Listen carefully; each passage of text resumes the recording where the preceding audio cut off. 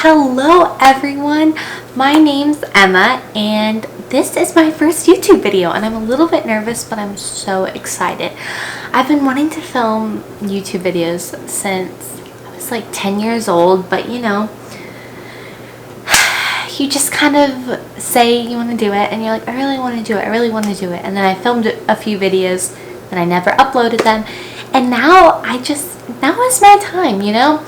You always hear on TV, on YouTube, don't stop yourself, you know? If you want to do something, go for it. So this leads me to where I am today, this video. So hi again. I have a beautiful daughter named London. Insert adorable pictures here, and she is the best. So let's go from the beginning. So I became pregnant at 17 years old. I would be happy to make more videos. I didn't really know what video to make first. I was like, should I do pregnant, whatever, and I was just, I don't know, for some reason I just thought I should make her birth story first. So that is what I'm doing today. First, I want to say that if you are a mother, congratulations. If you are an expecting mother and you clicked on this video because you saw the title and you saw I was in labor a really, really long time, I want to tell you that honestly, it is not as bad as everyone makes it seem. Everybody makes it seem like it's the worst, you know, like the pain's unbearable, and it was very painful, but it wasn't the worst thing ever. And everyone says this, but I do it again in a heartbeat, and it was a lot of fun, and I want to tell you guys that. And however you had your baby is amazing. That is amazing. It does not matter, natural, epidural, C-section, however, like, go you. So I just wanted to say that, and then I also just wanted to say, because I am a teen, I'm not meaning to encourage teen pregnancy at all. I would like to make more videos about the kind of the teen aspect another time, but like I said, today I just want to do my birth video. But anyways, I just wanted to kind of throw that out, and I just wanted to share my story with you guys because it's a story and it's pretty entertaining, if I do say so myself. So let's get started.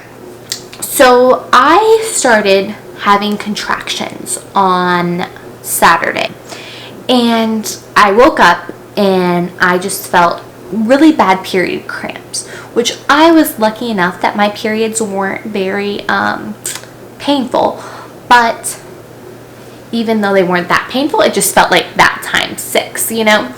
So I was like, okay. So I woke up, my now fiance at the time, he was my boyfriend, and he is 18.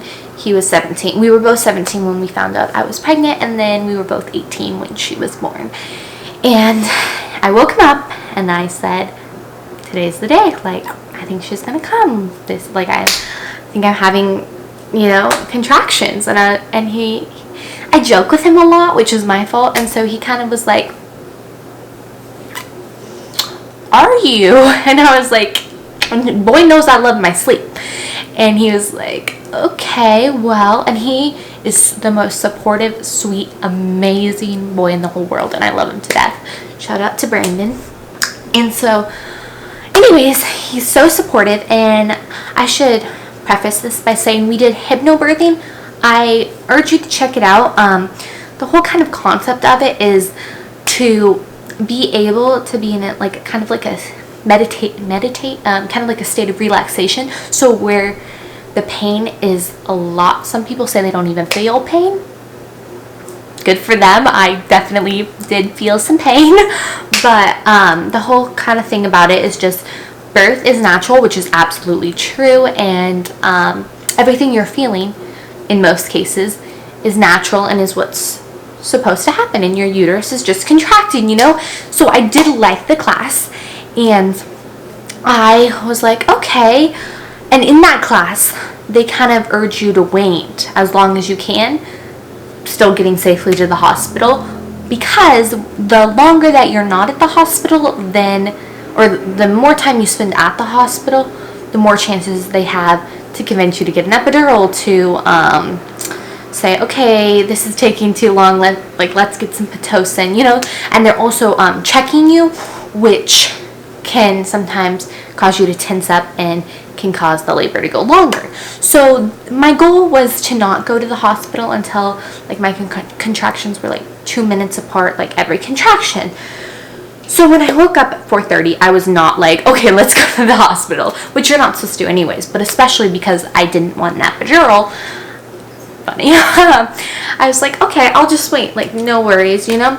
But I woke him up and he was like, what can I do for you, babe? And so he drew me a bath. So long story short, the contraction started 4:30 a.m. on a Saturday, which was the 16th. And they were really, really weird. Some were like 2 minutes apart, and then some wouldn't be 15 minutes apart. So I looked up Braxton Hicks, which I only had one time like 2 days prior. And it says like if you lay down and they go away, then it's Braxton Hicks. I lay down, that didn't go away. If you take a hot shower, if you change positions, if you, what's some of the other ones? If they last more than like 30 minutes or maybe an hour at the most, I can't remember exactly, then it's not Braxton Hicks, it's contractions. And so these just kept going, but they were so irregular. 15 minutes, 2 minutes, 6 minutes, they were just all over the place, which everything I read, everything was pretty like, it's 10 minutes, it's 6 minutes, then it's 4 minutes, then it's 2 minutes. So I was kind of confused, which is also why I want to make this video, because contractions come in all sizes, all shapes, all durations of time, everything. So anyways, I was like, okay, I want to get my mind off of this. So we worked at an Etsy shop. Brandon and I both worked at an Etsy shop, and we were like, it's like, let's go to work, because we were supposed to go to work that day. And I was due the 22nd. So she said, well, you know, whenever you have the baby, like awesome. There were other people that could work there and she could work there, so it was no big deal. But I thought it would be a good idea to get my mind off the contractions and, you know, make some extra dough before the child came. So I was like, all right, like, let's go to work. Don't go to work if you're having contractions. Just a little bit of an advice if you want to go like walk or go shopping, but like, don't go to work. Not a good idea. So we were there like 3-4 hours. Brandon did most of the work and I just sat in a chair and was in pain. My contractions still all over the place. I think the longest they would go was like 20 minutes, but they were always like, and they were intense, and then it'd be like 20 minutes, then the contraction would be 2 minutes, 4 minutes. They were so weird and it was just really confusing to me. And I called the hospital and the doctor was or the midwife was like, yeah, like, that's kind of what happens. But they don't really tell you that before.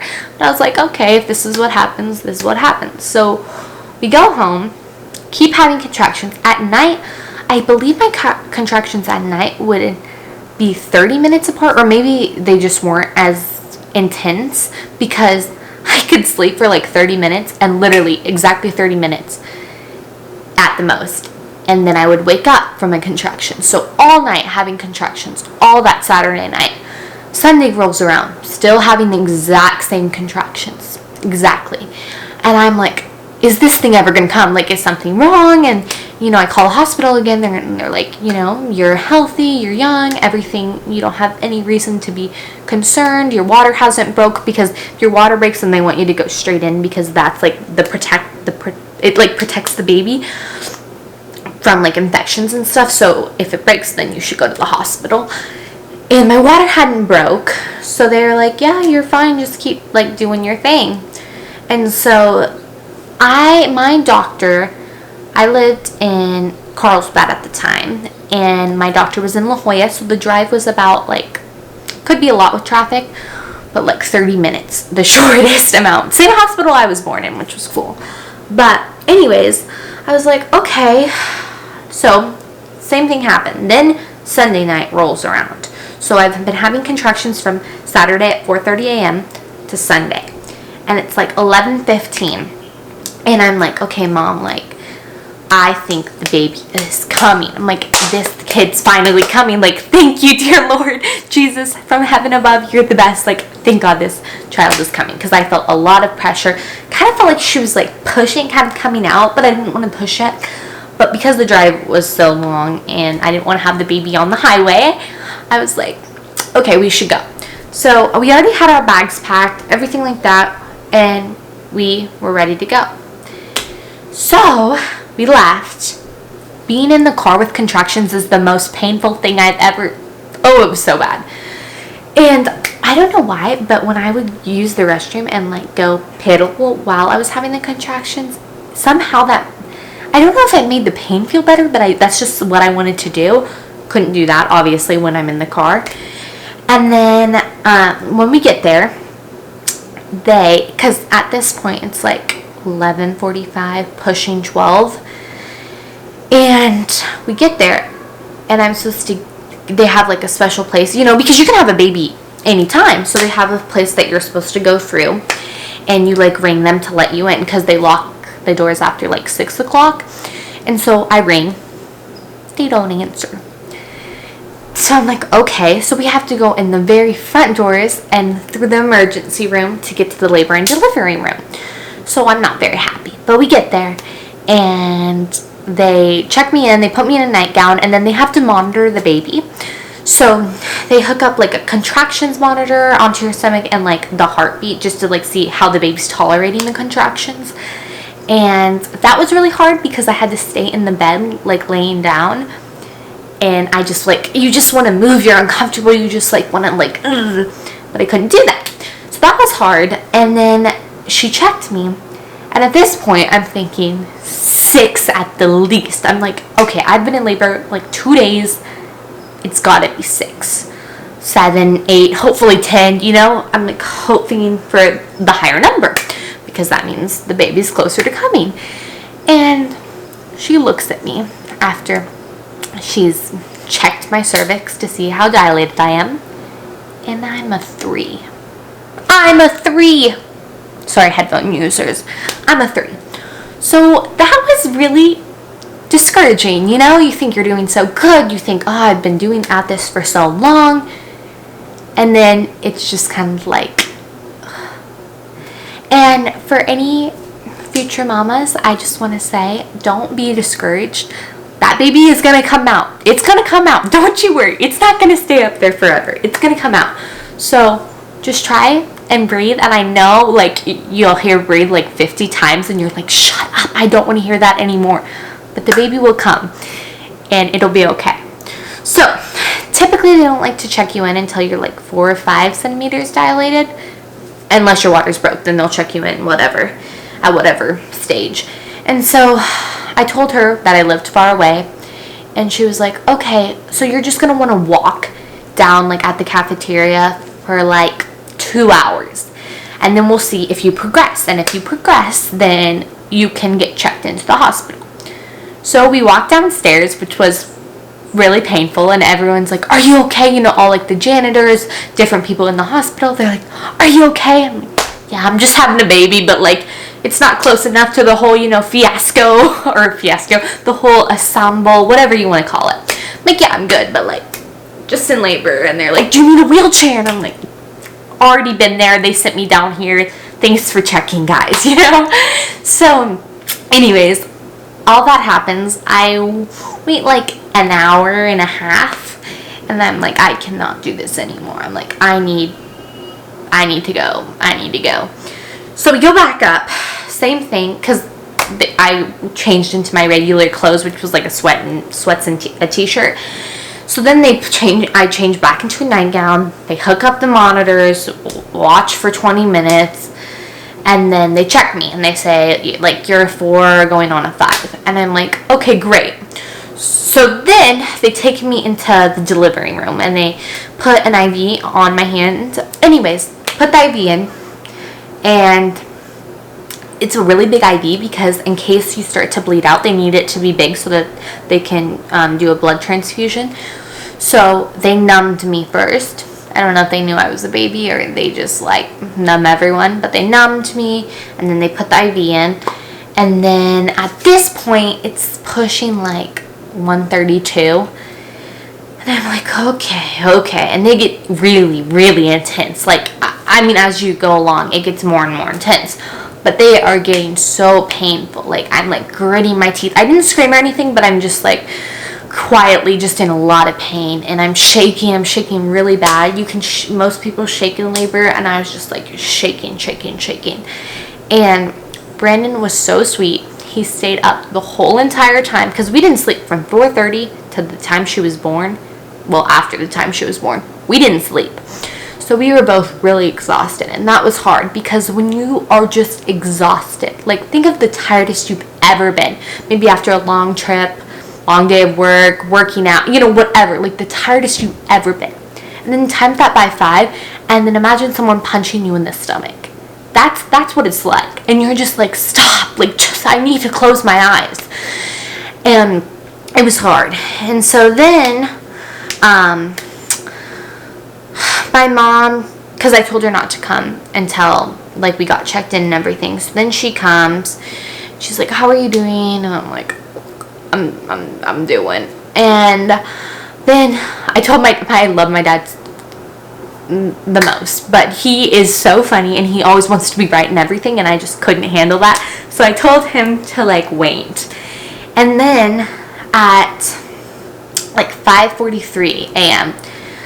Also, side note, I didn't want them to check me because in my class they kind of said that can make things go a little slower and that can make you tense up, and it's better just to not get checked a whole lot. So I didn't have them check me after they checked me to admit me. And then once I got admitted, they checked me at like 5:43 a.m.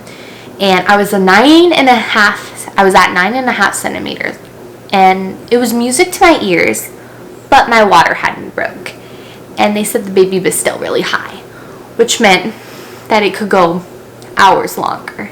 And at this point, I'm like crying and I'm just exhausted. And I'm like, I don't know. And I really didn't want a C-section, not that anything's wrong with that, but I just wanted to be able to like naturally have her, even if not, you know, natural with an epidural. And they're like, if you want an epidural, we can give it to you now, but after this, we won't be able to give it to you. I don't know if that's just because you're in so much pain, you're like shaking too much, or why, but they said like, this is your last chance.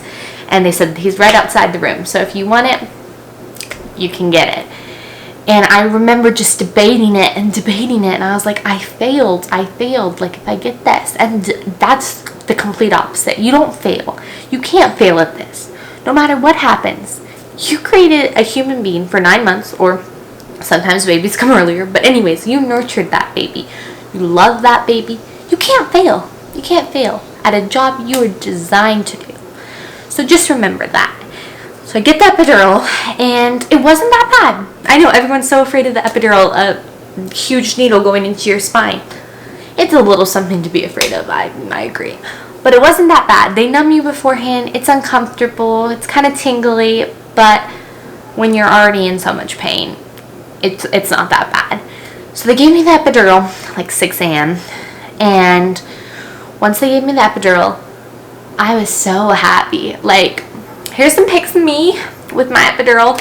Also, side note, I was looking rough, but that's okay. I always see those pictures of like beautiful moms with all their makeup done. They got an epidural out of 2. No, I'm just joking. Like, that's awesome for them. But like, don't feel like you need to be made up for that baby. Like, that baby's gonna love you with not a trace of makeup on your face. Actually, it's probably gonna be better because then you can like kiss it and, you know, not get makeup on it. But either way you want to do it, do it. So anyways, once I got that epidural, I told my dad that he could come, and he had a little ways to drive, and he was like dying over it, and I was happy at that point. And everything was great. I had an eye mask, which I urge you to bring, and I put that on. I got a little sleep. Brandon got a little sleep, and then when they checked me again, my water broke, and that's supposed to speed things along. I don't know what time that happened at, probably like an hour later, so not that much longer after I got that epidural, and nothing. And so we pretty much just chilled until, let me do the math. So long story short, I don't know exactly what time I started pushing, but I know I pushed 3 hours because she was so high. And so once I got to a 10, which didn't happen until, like, if you do the math, till like 2-ish, I guess, when they checked me again. So from 9:45 to 2, I guess I was just a 9.5 or a 10, I don't know. And then when they checked me, they're like, okay, you're a 10, you're ready to push. And I was so nervous because I was like, I'm going to be a mom. Like, this is for real now. Like, before it was just kind of like, you know, but now it's like for real. So that was a little scary, to be honest. And I was like, do we have to right now? Like, I'm chilling with my epidural, like, and they're like, yeah, you have to. So because she still was so high and they broke my water, she didn't break it like with her head, pushed for 3 hours. And get this, my contractions when I was at a 10 were still 6, 8, 10 minutes apart when I was pushing, which is just crazy to me. I've never heard of that. I'm sure that's happened before, but I've never heard of that before. So a reason why it took so long, one is because she was still really high, and two, because the contractions were still split up so much. And it was weird, you know? But she got here and she was so beautiful, and hearing your baby cry for the first time is just like fireworks of emotion. It was just like, wow, she's here. And they put her on your stomach and you feel like, and they're like slimy. There's just a lot to talk about, and I don't want this video, I don't even know how long this video is already. Is it 26 minutes? Ooh. Anyways, I don't want this video to be even longer than it is, so please follow me down below. I think my next video, I'd love to do a Q&A, because I know if this is your first video, well, this obviously is your first video of mine because it's the first one I've ever uploaded. Genius, Emma. I'd love to tell you guys kind of more about my life, but I don't really know where to start, so I feel like a Q&A would be like an awesome way to start. I don't know. Or I guess the second video. But anyways, if you watched up until this point, like, thank you. Thank you. And I hope it was entertaining to you guys. I hope that if you're going to have a baby, you realize that it might be long, it might be really short. It doesn't matter how many videos you watch. Your birth could be just like it or completely different. But you're going to have a beautiful baby someday, if not now. And I just wanted to thank you guys all so much for watching, and I hope you have a wonderful day, night, morning, whatever it is. Bye, guys. You didn't think I forgot about the star of this show. This is London May. Oh, sorry, the ring lights like bothered her. But isn't she so cute? She's 6 months and she weighs 15 pounds 11 ounces. So follow us for more of this little superstar little baby queen. Thank you guys so much again. Bye.